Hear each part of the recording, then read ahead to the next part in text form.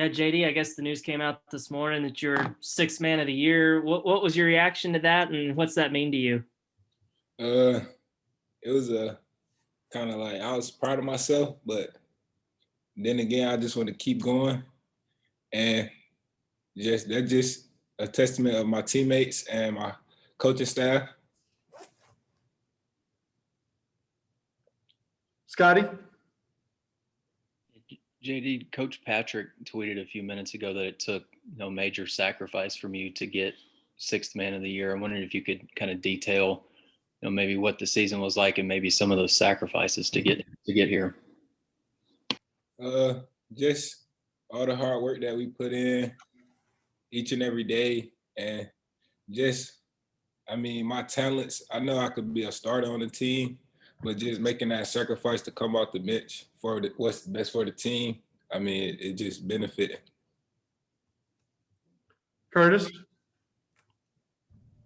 Hey, JD, this time of year, you hear a lot of people talk about teams that are built to win in March, and some people have been saying that about you guys lately. What do you think it is that makes this team dangerous in postseason play?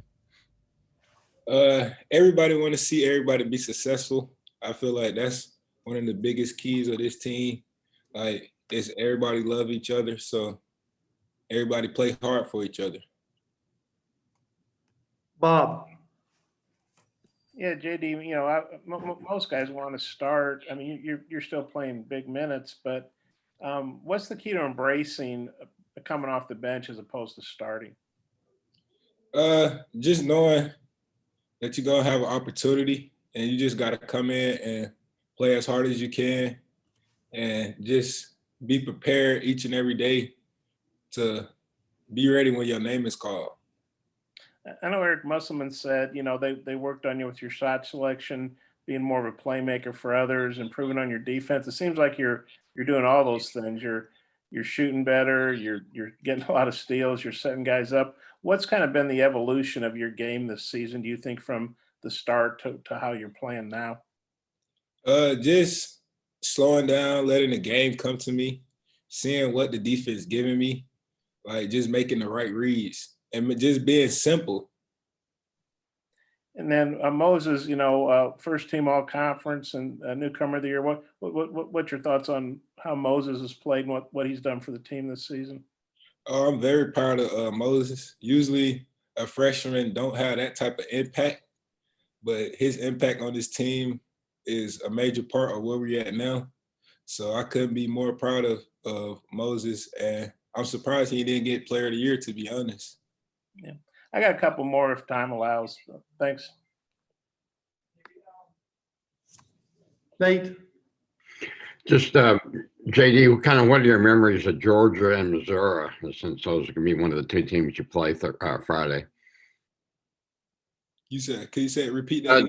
Georgia and Missouri. Just kind of your what do you think about those teams and from your first games on them? They're very good teams.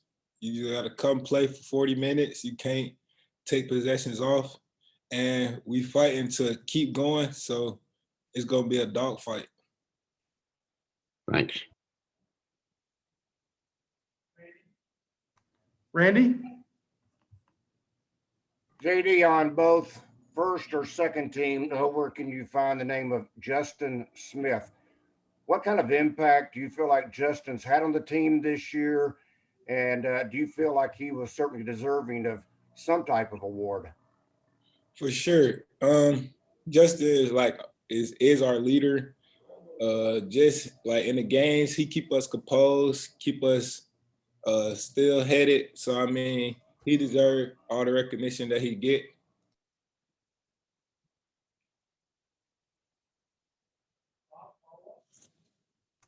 Yep. Yeah, sorry. JD, the SEC tournament, Arkansas has only won at one time. I'm not sure if you guys can do yourselves a lot of good by winning it. Maybe you can improve your seed, but you're obviously in the NCAA tournament. You got a good seed. It looks like a 3 probably. What's the motivation for the team for the SEC tournament? Would it be a big deal to win it because Arkansas has only done it one time in like 30 years in the league? We actually Yesterday in practice, we had huddle up, and coach asked us who all won the seeding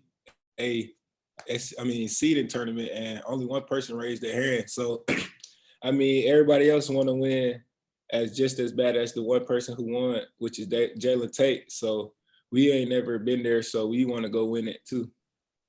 And the Missouri in particular, you guys split games with them, and Justin missed a game, and then Tillman missed a game from Missouri. This would kind of, if you do play Missouri, kind of be the rubber match. What would you think if you played Missouri, and especially if Justin and Tillman finally got to meet up? Like I said, it's gonna be a dog fight, and we ready to, and we prepared for a dog fight. So it'll be good to look forward to watching. You guys beat Georgia by 30, here. Would you have any trouble getting up to play Georgia again, or is there any concern about overlooking a team you beat so soundly here? They had a few players that didn't play that's playing pretty well right now. So, I mean, we not overlooking nobody, and we just gonna take it one game at a time. Okay, thank you, and congratulations on your sixth man award. Thank you. Hutch? Yeah, JD, you said you were surprised Moses didn't get SEC Player of the Year, and Justin didn't get honored, and some people thought Coach Muss should have been Coach of the Year. How does the team take that? Are y'all taking that like with a chip on your shoulder, or how are y'all approaching it? For sure, you're gonna have a little chip on your shoulder when you feel like you deserve some recognition, and it just gonna make us more hungry to prove why our players should have been that way. So.